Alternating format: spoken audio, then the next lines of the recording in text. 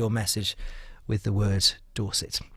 Now, another one of the long-running sagas in our county comes under the spotlight again today. Campaigners fighting plans to reorganise healthcare in the county will have a chance to tell councillors their concerns at a task and finish group today, which will be looking at calls for the decision to close Poole A&E and make Bournemouth Hospital the main emergency care hub to be referred to the Health Secretary to be re-examined.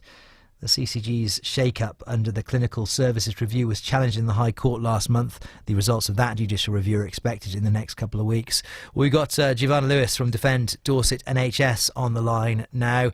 Giovanna, good morning.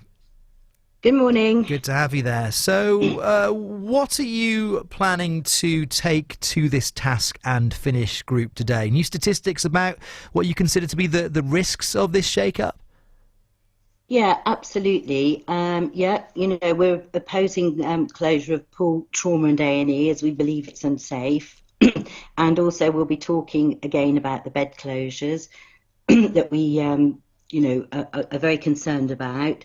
So we've been looking at the ambulance stats that the CCG have looked at, and our evidence shows us that we've come up with a great deal more risk than they said that their evidence revealed. So that's sort of in a nutshell what it is. The ambulance stats that everybody's been using actually don't really sum up the whole situation, because we found out that at least 80% of mums, children and babies that go to A&E weren't even looked at, because obviously they don't go by ambulance, so the ambulance wouldn't have stats on those. Yeah. So whatever figures we all come up with, need to be multiplied to take that into consideration. And when you say ambulance stats, I think it's always worth sort of re-establishing this for anybody coming to this story for the first time. I don't know how many of those there might be, but you're concerned primarily here about time, the time of travel for some people to Bournemouth A&E as compared to what it might be at the moment for Poole A&E.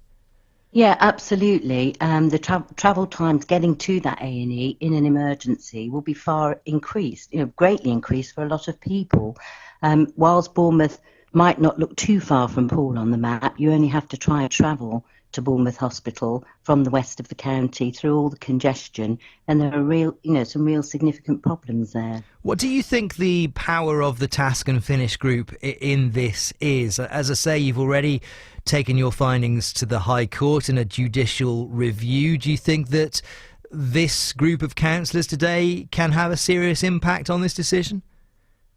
Well, we're hoping that when they've looked at our evidence, that they'll, that it should really instill enough doubt for them to want somebody higher up the chain and with more expertise to really look at the plans.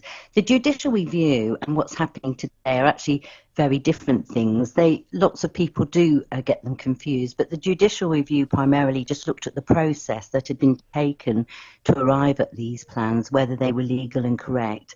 What we're doing today is actually concerning ourselves with the health impact on Dorset residents, which is the duty that the County Council have to look at. The judge at the judicial review didn't need to concern himself with that. So they're two very separate things. OK, Giovanna, good to talk to you today. Giovanna Lewis, who is from Defend Dorset NHS. We asked the Dorset Clinical Commissioning Group for their response to what Defend Dorset NHS have been saying about those ambulance statistics. Their Chief Officer, Tim Goodson, explained that the figures that they have are based on national best practice guidance produced by Sir Bruce Keogh, the former NHS Medical Director. They also said that the CCG will respond to the task and finish group in due course.